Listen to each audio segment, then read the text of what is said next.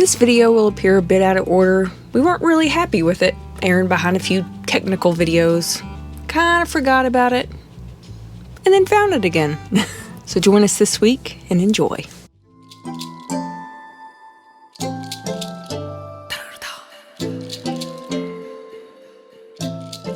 Sometimes in the RV life, things just go wrong. This trip was no exception. We had a little bit of a hiccup getting in here, a little bit of an odd, maybe off-putting check-in process. And we got here, we were a little bit frazzled and we didn't double check ourselves. And for the first time in towing this trailer over 30,000 miles, we did unhook the emergency brake cable, which is nice. But we forgot to unhook the light cable and we jerked it completely out of the truck. It broke the pin on the back of the plug. So I've got that taped back on where I'm convinced that's secure. We're gonna hook it up and check it later and see if our lights still work properly, which I'm sure they do because I've already looked at the junction box underneath the fifth wheel kingpin and everything looks good there. My light plug is not gonna stay in securely, so I'm gonna have to order this housing, whatever it's called. I'm probably gonna have to go to Ford to do that because I can't figure out what it's called online. We've been living full-time in this RV for right at 2 years. We're coming up on our 2-year anniversary. We put 80,000 miles on our truck.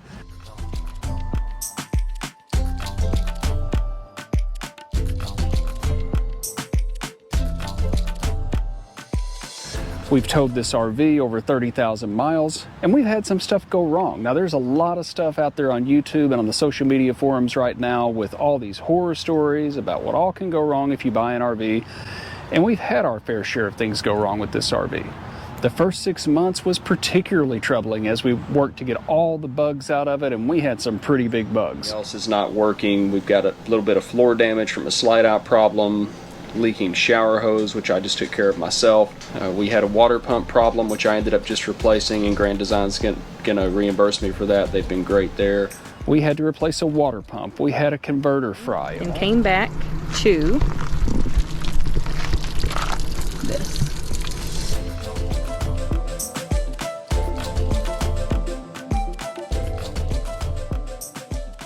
Now, all of those things in the first 6 months were in one way or another taken care of by Grand Design. The water pump, the converter, and things like that, I replaced myself and sent the receipts in for reimbursement, and they cut me a check, which was totally worth it to not be tied up in the dealership. Our first power converter went out. Grand Design paid to replace that one. Then we upgraded the lithium batteries, and we replaced it again. We had to replace the heaters in both of our heated recliners. We've had issues where our 2 main slides won't go out, which I believe was related to mud and stuff getting in the gears after a rough boondocking trip. We got that fixed on our own, no cost to us really, just a little cleanup and lube. If you guys haven't seen that video, we'll link it in the description. Well, we hoped we would land and this baby would kind of fix itself. But not only is it not going out, this one's not going out. We've had broken fridge shelves. We've had shattered glass dishes in the cabinets. We've had our dog jump through the screen door out in New Mexico. All it takes is one little quail, one little fast running quail. And they were... They lost their mind. I don't know if we picked the sounds up on video, but they completely lost their minds over 2 quail running across the road. Oh, I'm not happy with the little dog right now. We've had to replace most of the screws in this Schwintek slide out because I believe they were over tightened from the factory and they just sheared off. We've had to replace both of our slide skis on the driver's side of the trailer.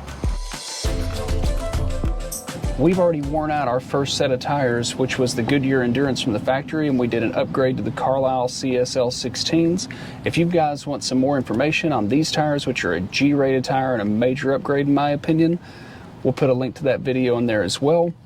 On the subject of tires, we had a lot of headaches with the tire link system, and we just recently upgraded to the TST system, which I'm very happy with so far. So we've had our fair share of issues with this RV, but we've also had a lot of things that didn't go wrong. And the point of this video is to let you guys know that if you're interested in jumping into the RV life, you should absolutely do it, because for every negative video there is out there on YouTube or every negative story there is on Facebook, there's a ton of good memories, and there's a lot of things that don't go wrong.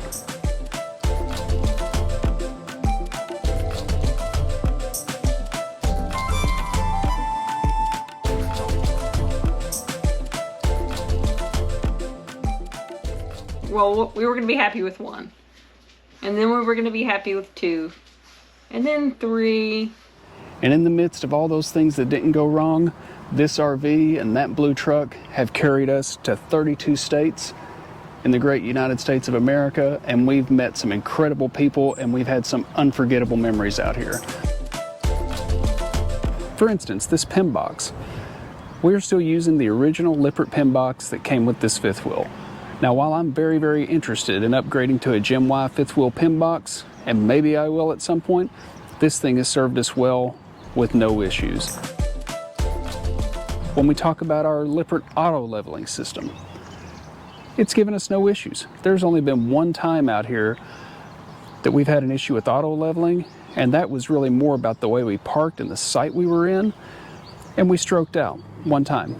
We've had really good luck with all the exterior items like our baggage doors and our entry doors and things like that. We haven't had any issues or leaks with those.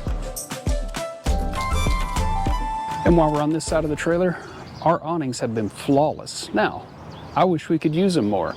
It seems like if there's any wind at all, they do get to popping and flapping, but that's par for the course with pretty much any RV because they're pretty much all using the exact same awnings. They haven't given us a single lick of trouble. Our rig came with an outdoor TV.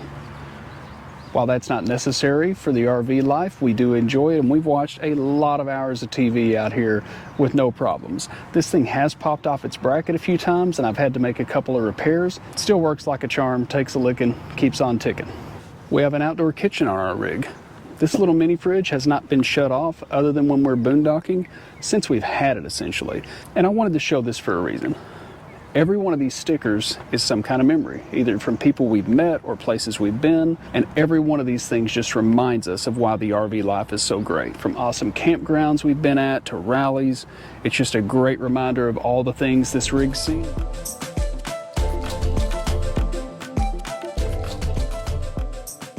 This is Charlie reporting treats. They need to be more plentiful. In other news, bath time should be banned. And nail clippings, all banned. Charlie approves this message. We have the outdoor stove that's worked well for us. It's just a basic propane outdoor stove. Not much to go wrong, but it's done really well for us as well. Now let's talk about some big stuff. And a lot of this is really big stuff. There's a lot of talk right now about suspension issues and frame issues. The frame and the suspension of our trailer has done great. We've kept up with our axle maintenance, and we're about to do that here again in a couple of weeks. But our springs have held up fine, our bearings and bushings have held up fine. We have no evidence of any kind of frame issue or anything like that. And the structural integrity of this RV has held up very, very well. Now that's not to say we haven't had our loose pieces of trim and our scratches and dings, some of which were our fault and some of which came loose.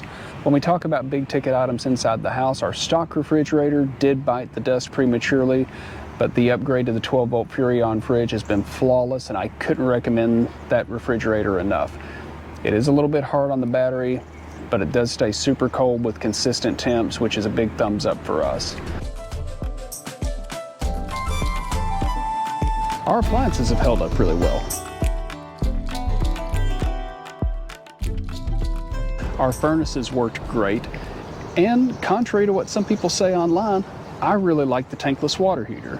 It does take a little while to warm up, especially when you're dealing with the sink, but it's so nice to have those nice, long, endless hot showers. It's not hard on propane. I really don't think this thing burns any more propane than our previous rigs did for the hot water side. And the furnace is very efficient. Things in the roof like the max air vent, the bathroom vents, the lights, things like that, all that stuff has held up very well.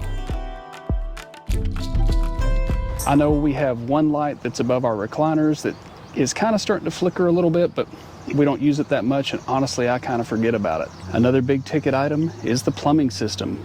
We've been very fortunate here. I don't know what could go wrong with this, but our receiver hitch on the back, it's doing its job. So is our Swagman bike rack and our electric bikes. We've even double towed with this once when we pulled a jet ski behind us. Our ladder's holding up really well. That's nice and secure. So 2 years in, again, structurally, this has been a great RV. and we don't have any plans of changing it up anytime soon.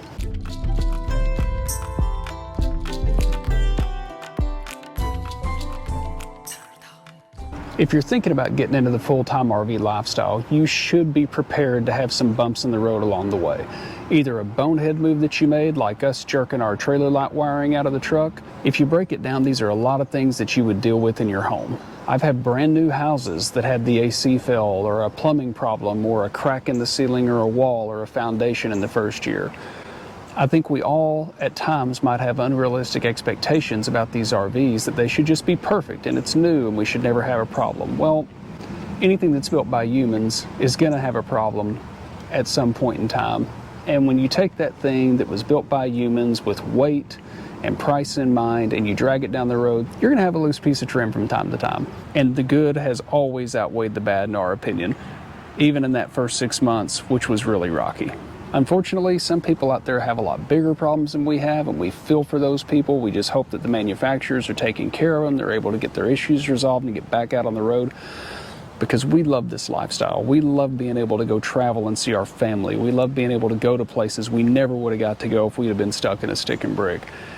And now that we're in year 2 and we're starting to circle back around and meet some of those people again that we've met out on the road, and meet some of you folks out there. I'm going to knock on wood. I know Angela's been knocking on it all day when I've been making this video.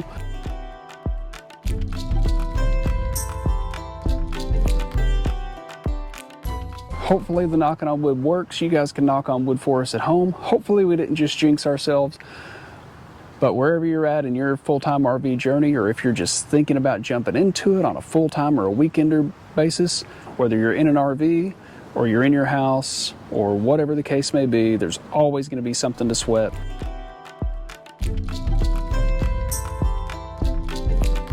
What I would tell you if you're getting into it, do some research. Go get on these RV forums. If you go to a show and you have 2 or 3 or 4 or 5 different rigs that you like, go ahead and join those forums on Facebook, those owners forums. Most of them will let you in even if you don't own one, and it's a great place to see the problems that are going on from day to day that people are dealing with in real life. Just do your research, because odds are if you pull up that Facebook page and everyone's having the same problem every day, you're probably going to have it too, or at least there's a good chance, and you should think about whether that's something you're willing to deal with because you like that rig that much. They all have their weaknesses. We've done a couple of videos lately about trucks, and we know that our truck's getting to a certain mileage that probably in the next year or 2, we're going to do a truck upgrade, and all bets are off.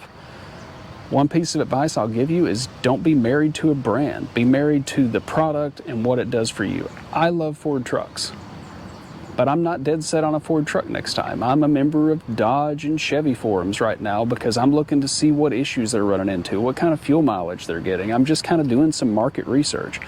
You should do the same on the RV. Don't just buy it because it's pretty and because the rooms are big or because it has that one feature you want. Do your research. This is one of those situations where it's completely okay to overthink things. The thing to remember is this: it's about getting out there, it's about doing awesome things, it's about enjoying the great nation that we're so lucky to live in, and just seeing as much as you can in your time on this earth.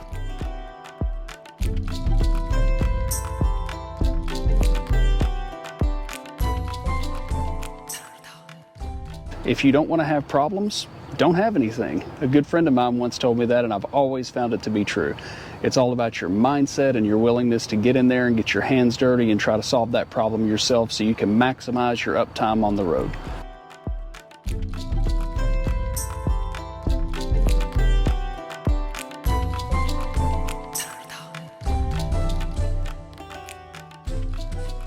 So that's our experience with our Grand Design 320 MKS Reflection for the first 2 years, the good, bad, and the ugly. And there's a whole lot of good, and we're looking forward to filling in the rest of this map, wearing out another set of tires, and getting down the road to our next adventure. Until then, you guys be safe. We'll see you on the next one.